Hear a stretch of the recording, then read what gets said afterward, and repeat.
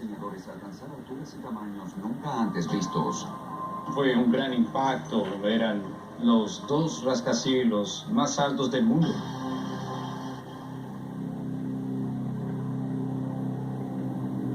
Pero llegó el 11 de septiembre de 2001.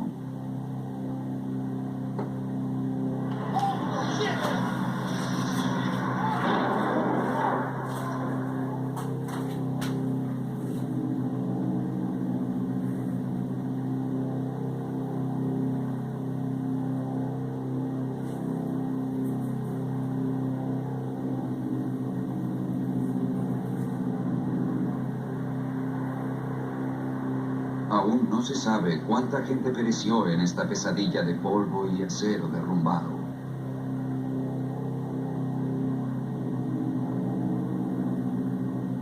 Ahora, mientras despejan el lugar, surgen serias preguntas acerca de estos edificios.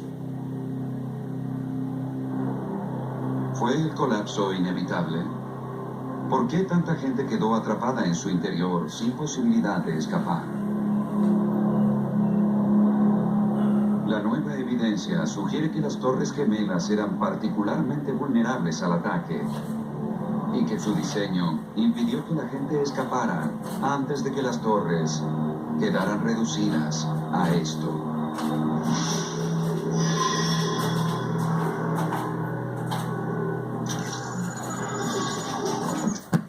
Compartimos la misma sensación con respecto al derrumbe de las Torres Gemelas. Parece que fue ayer.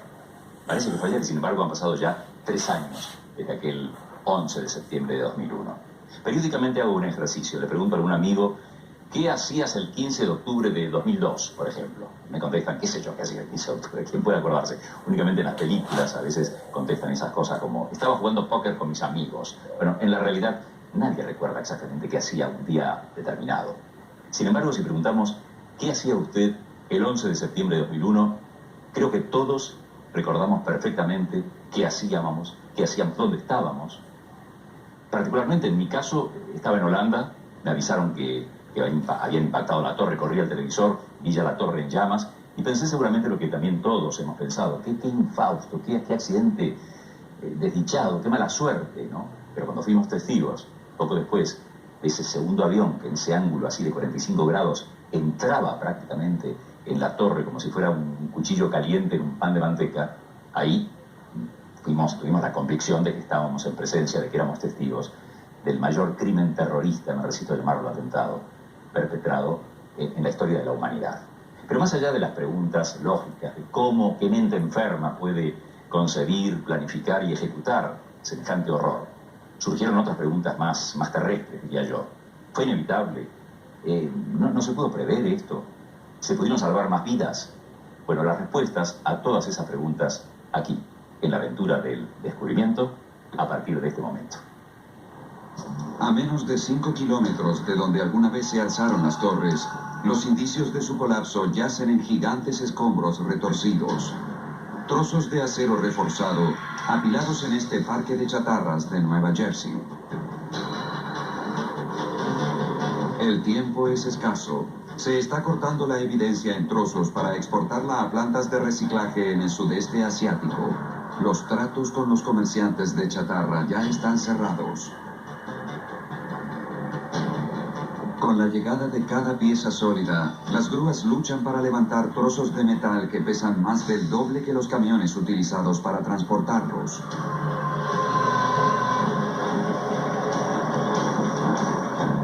El suelo tiembla cuando los dejan caer desde unos pocos centímetros.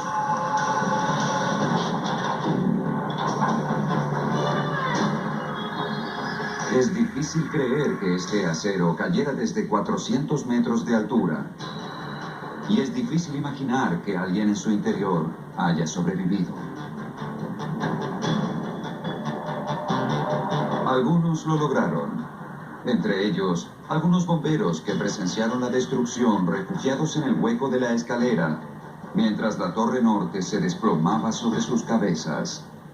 Estábamos en esos pequeños huecos de las escaleras entre el cuarto y el segundo piso. Hubo un sonido increíble.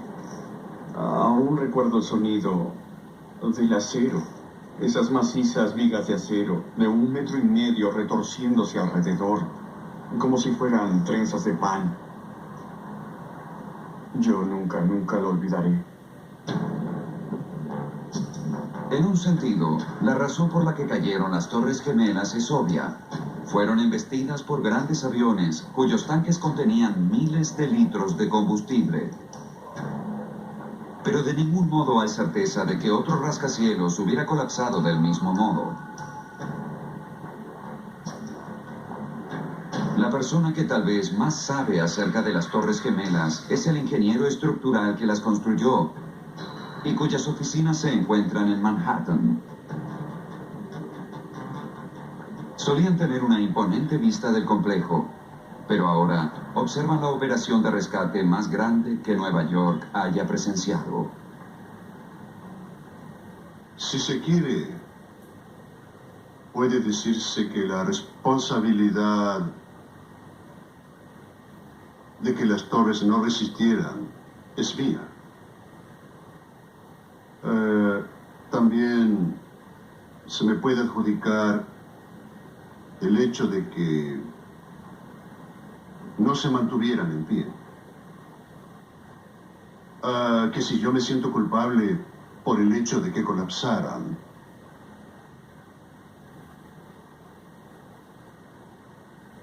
las circunstancias del 11 de septiembre estuvieron fuera de consideración en el diseño.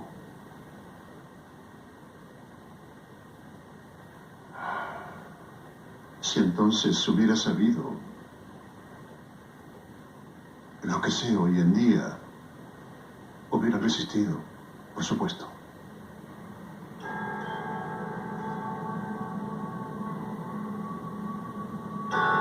En los años 60, cuando los ataques terroristas no eran una amenaza verosímil, las torres recibieron diversos premios por su diseño, considerado de vanguardia para la época.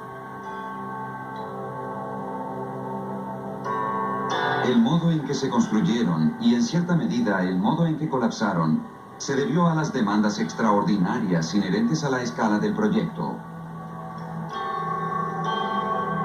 Tendrían mayor espacio para oficinas que toda la ciudad de Cincinnati. Serían la construcción más alta de una ciudad donde los vientos pueden ser un grave problema. Todo eso para resolver un daño frecuente, la decadencia urbana. A mediados de los 60, los estadounidenses estaban en problemas. Había pobreza y crímenes, disturbios raciales, estaban preocupados por si iban a sobrevivir o no. Nueva York estaba angustiada, había preocupación por el futuro. Se decidió que un área venida a menos, conocida como Radio Row, sería demolida y reemplazada con un edificio prominente y de alta tecnología. Algo que estuviera de acuerdo con un país que iba a embarcarse en la carrera espacial. Fue la clásica respuesta estadounidense a un problema, atacando su centro con toda la fuerza disponible. 2 edificios de 110 pisos, las torres más altas del mundo. Bien, eso repararía todo. Así es como pensábamos en los 60. Por entonces, el principal a cargo era Guy Tozzoli, quien 35 años después vio la caída de las torres mientras conducía hacia su trabajo. Honestamente nunca creí que pudieran colapsar. Nunca se me ocurrió. Estuvieron aquí desde 1970. Las inauguramos y parecía imposible. Recuerdo que lloré sentado en el auto. En épocas más felices, el señor T, como lo llamaba su personal, estuvo a cargo de lo que el Reader's Digest calificó como el mayor proyecto de construcción desde las pirámides. Mi tarea fue realizar un programa que los arquitectos debían seguir.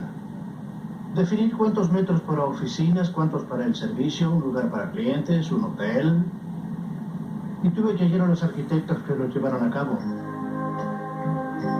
El arquitecto sería Minoru Yamasaki, a quien llamaban Yama, un japonés estadounidense que murió en 1986.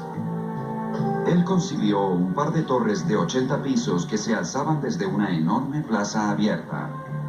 Pero ni siquiera esos gigantes tendrían el espacio de oficina suficiente para el señor T. Le pregunté, ¿eso cumple lo programado? No, dijo él. Son 185.000 metros cuadrados menos. ¿Y por qué? Pregunté.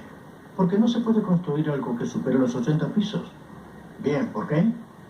Porque el sistema de elevadores en una construcción que supere los 80 pisos impide que resulte rentable.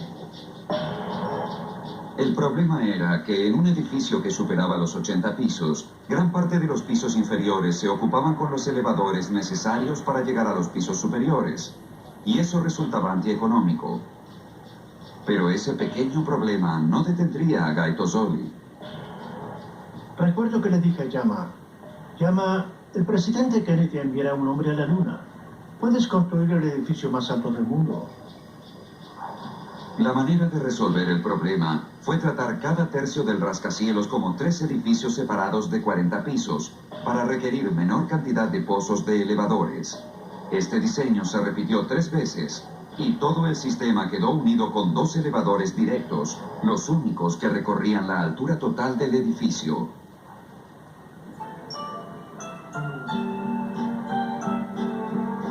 Si uno deseaba ascender a un piso superior de las Torres Gemelas, no viajaba desde la planta baja hasta su piso. Ingresabas a un elevador gigante que subía directo hasta el denominado vestíbulo del cielo. Y allí se pasaba a un elevador local que te llevaba hasta el piso deseado. Resolver el problema de los elevadores significó la posibilidad de construir en una escala sin precedentes. Construir torres que con el tiempo se convertirían en sinónimo de Estados Unidos.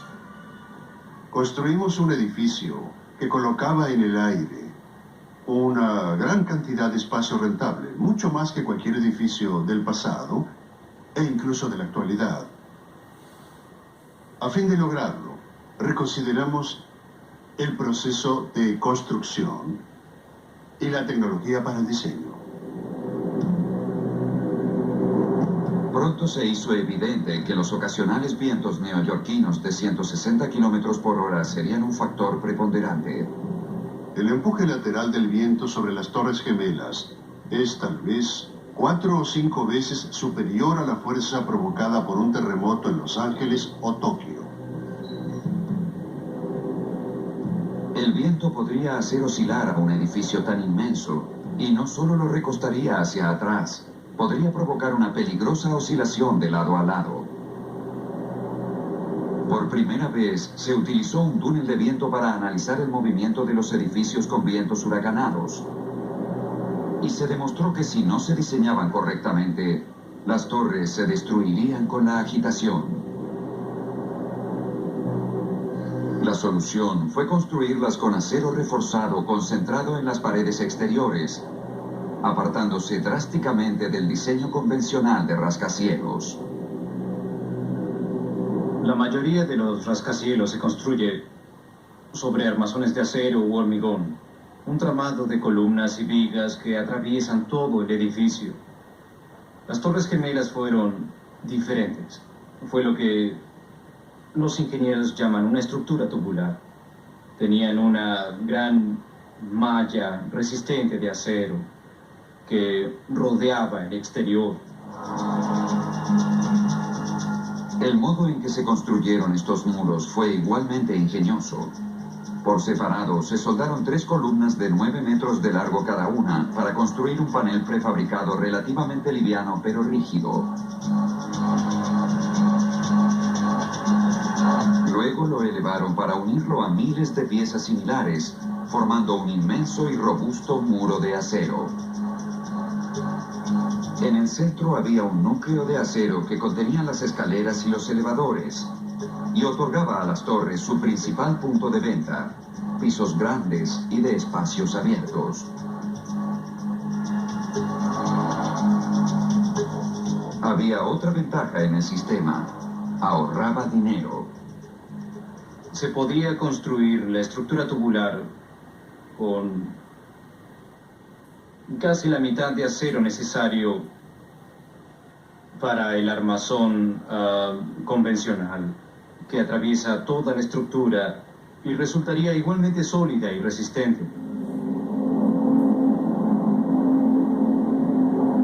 El resultado final fue un edificio de extraordinaria eficiencia estructural.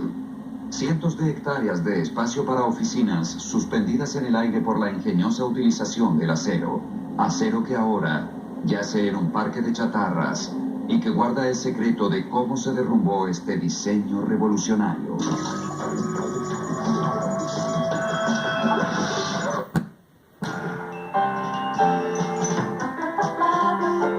Las Torres Gemelas se construyeron a un ritmo sorprendente, 3 pisos cada 2 semanas.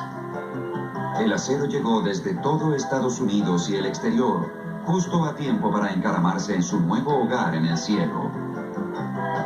La clave fue la eficiencia, y a cargo del proyecto se encontraba el siempre atareado Guy Tozzoli.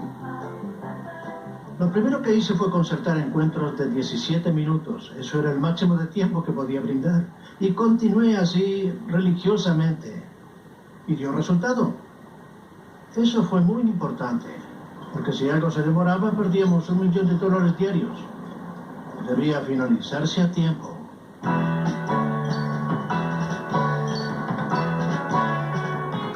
Se optimizó cada aspecto a fin de reducir el peso y consecuentemente el costo. El acero varió en espesor y resistencia de una torre a otra, ya que como dúo, entre ambas se resguardarían ligeramente de los vientos. Las dos torres son diferentes en varios sentidos y para mí no son gemelas, ellas son...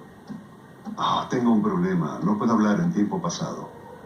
Ellas eran diferentes y pensaba en ellas individualmente, pensaba en ambas juntas como hermana y hermano, 2 hermanos o 2 hermanas, pero no como gemelas, siempre las consideré diferentes.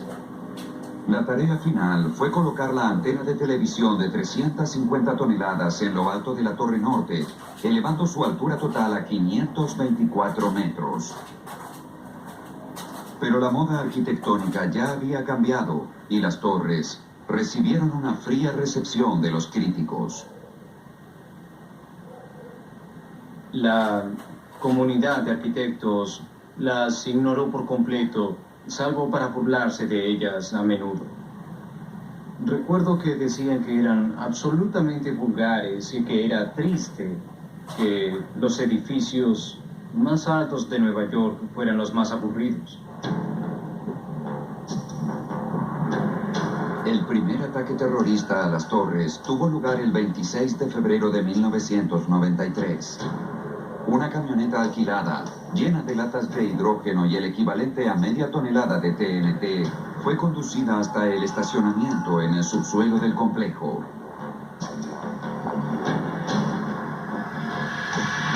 Aunque no había acceso vehicular al interior de las torres mismas, los terroristas se acercaron tanto como pudieron y estacionaron 2 pisos debajo, a unos 2 metros del muro subterráneo de la Torre Norte.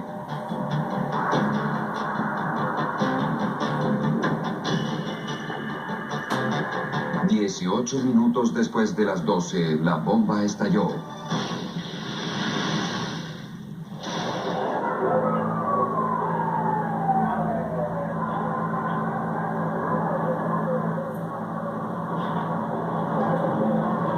Seis personas murieron y 1042 resultaron heridas en lo que hasta ese momento era el mayor ataque terrorista llevado a cabo en suelo estadounidense.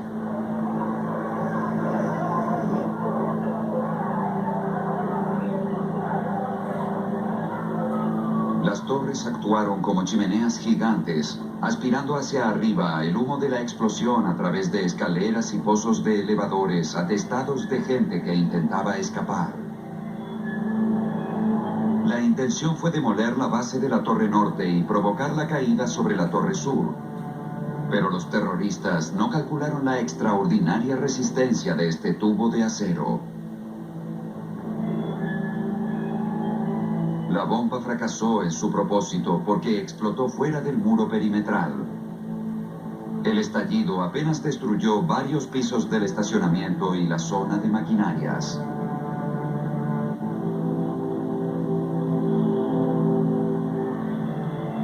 En el siguiente ataque terrorista, el resultado sería muy diferente, porque 8 años después lograrían penetrar las defensas de las torres.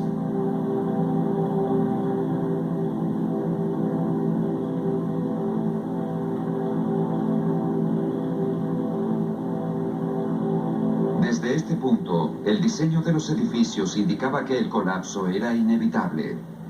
Cuando el primer avión de 200 toneladas se estrelló contra las Torres Gemelas a 640 kilómetros por hora, parecía que el edificio había sobrevivido al ataque.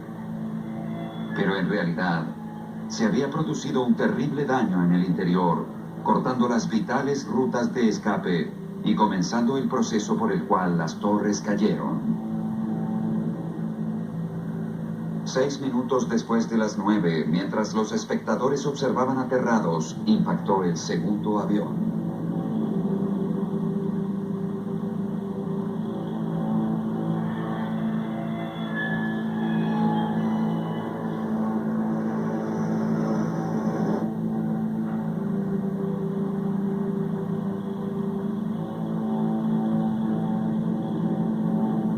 Observando desde una ventana con vista hacia el complejo se encontraba So Tin-Hsi, esposa del ingeniero Leslie Robertson, también ella ingeniera estructural de la firma. Después del primer ataque, todos nos reunimos en la ventana observando hacia la torre norte que se incendiaba. Yo estaba de pie junto a la ventana con otras personas de la oficina cuando vi este avión rojo y azul que se aproximaba y chocaba contra la torre sur. La gente pensaba que era una película, era imposible, quedamos estupefactos. Lo comentábamos en el comienzo del programa. Creo que todos los que fuimos testigos del segundo impacto del avión, creo que despertamos en ese momento. Es como si hasta entonces era como una película, como si fueran efectos especiales, no podíamos creerlo, era casi como aquel infierno en la torre. ¿Recuerdan la película? Si no me equivoco, Steve McQueen, el jefe de los bomberos, decía: ¿por qué los hacen más altos que nuestras escaleras? Refiriéndose a los rascacielos, ¿no? El por qué. Pero no, esto era real, estaba sucediendo en Nueva York en ese mismo instante. Y cuando se derrumbaron las torres, sobre todo la segunda impactada antes que la primera, también las preguntas, ¿por qué? ¿Qué sucedió? Posiblemente estos ya son los estudios hechos después del accidente. El ángulo de incidencia del avión provocó, sin duda, mayor daño estructural. Pero esta no era la cuestión. Y sobre todo, la pregunta que se hicieron muchos fue: ¿no pudieron prever esto? ¿Nadie imaginó que algún día un avión podría golpear las torres? Bueno, los próximos bloques van a aprender muchas cosas, entre otras que sí, que se pensó eso, pero muchos años antes, y se pensó con un Boeing 707, menor peso, menor velocidad, menor carga de combustible, porque en realidad lo que hirió de muerte a las Torres Gemelas no fue el impacto de los aviones. Lo digirieron bastante bien el impacto. Lo que no pudieron soportar fue el enorme fuego, los 800 grados de calor generados por ese infierno. Sigan con nosotros en esta anatomía de un colapso.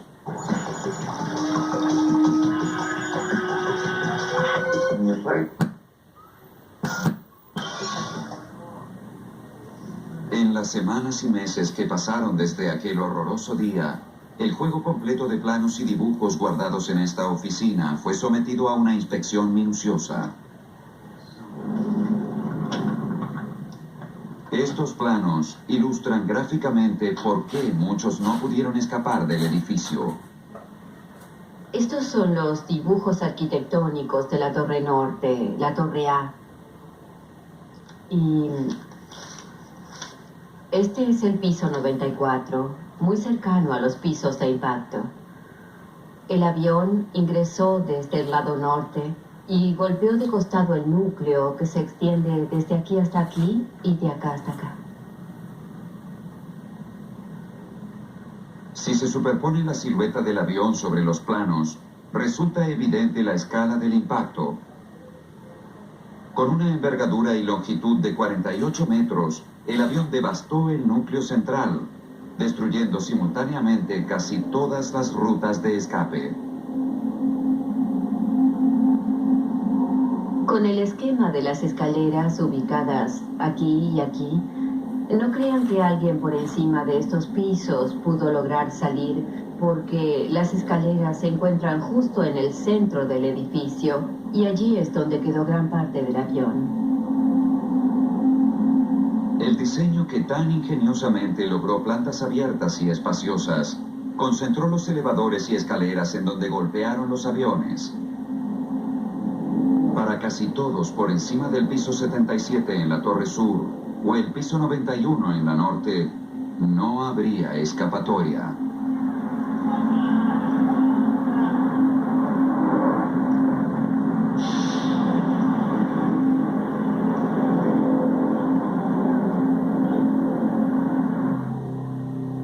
Los aviones también dañaron los huecos de los elevadores y derramaron toneladas de combustible, provocando incendios en todo el edificio. El ascensorista Kelly Badillo se encontraba en la Torre Norte cuando chocó el primer avión. Creo que en algunos de los elevadores, en los inferiores, se cortaron los cables que los sostienen o algo porque descendieron volando. Los que estábamos allí podíamos oír el viento, como un túnel de viento. La mayoría de los elevadores se estrellaron. Las puertas volaban golpeando el muro al otro lado. De pie en el vestíbulo, Kelly presenció la destrucción del sistema que posibilitó la existencia de los edificios. Uno de ellos cayó y golpeó contra el suelo. Una de las puertas voló y la gente comenzó a salir del elevador. Algunos tenían los cabellos en llamas. Se veía el humo salir de sus chaquetas y todos continuaban corriendo. Una vez que salían, todos empezaban a correr. Aunque entre los ubicados sobre los puntos de impacto fueron pocos los sobrevivientes, indudablemente se salvaron muchos más debido a que las torres se mantuvieron de pie. El hecho de que fueran diseñadas para resistir 13.000 toneladas de presión provocada por el viento evitó el derrumbe. En una profética entrevista brindada hace 15 años, Charlie Thornton, uno de los investigadores actuales, consideró una situación parecida. 13.000 toneladas es una gran fuerza. La gente siempre habla de aviones que chocan contra edificios. En 1944 o 45, un avión impactó contra el Empire State Building. Pero las aeronaves que vuelan hoy, al menos comercialmente, con carga completa, rondan las 300 toneladas.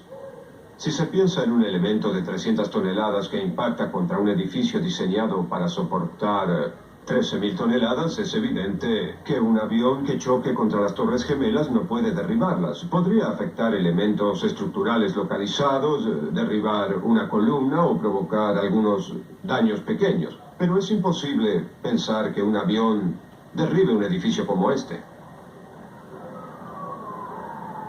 Como el accidente del Empire State Building demostró que un avión podría estrellarse contra un rascacielos neoyorquino, los diseñadores se vieron forzados a considerar la posibilidad, tomando el ejemplo de un avión de pasajeros Boeing 707 perteneciente a la nueva generación de aviones civiles.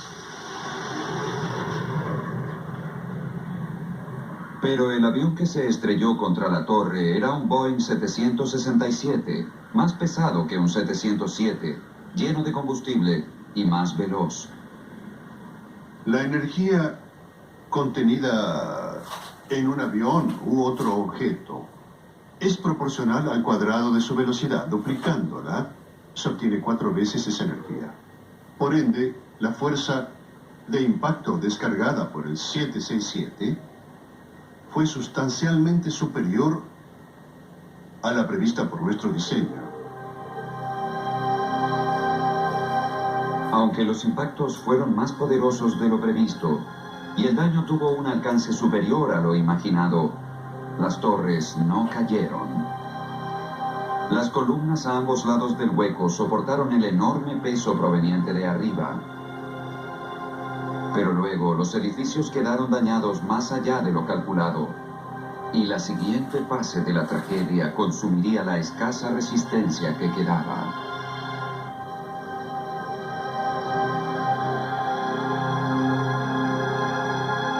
Eran los edificios más altos de Nueva York. Cada piso tenía casi media hectárea de superficie. Y observábamos emanaciones de humo en por lo menos los últimos 20 pisos, tal vez más. Si hacemos el cálculo, estábamos observando un incendio de 8 hectáreas. Aunque los diseñadores de las Torres Gemelas consideraron la posibilidad de un impacto, nadie calculó el efecto del combustible sobre la estructura. Por lo que yo sé, no se consideró el combustible del avión en términos de una gran explosión o un gran incendio. Nosotros no éramos responsables de ese aspecto del diseño. Tal vez me equivoque, pero creo que no se consideró. Además, pienso que si se hubiera hecho, hubiera resultado imposible resolverlo. Con miles de litros de combustible de avión en llamas, cientos de bomberos fueron enviados, aunque en realidad la escala y el diseño de los edificios indicaban que era poco lo que se podía hacer. Un típico equipo de bomberos puede extinguir aproximadamente 230 metros cuadrados. Es un área de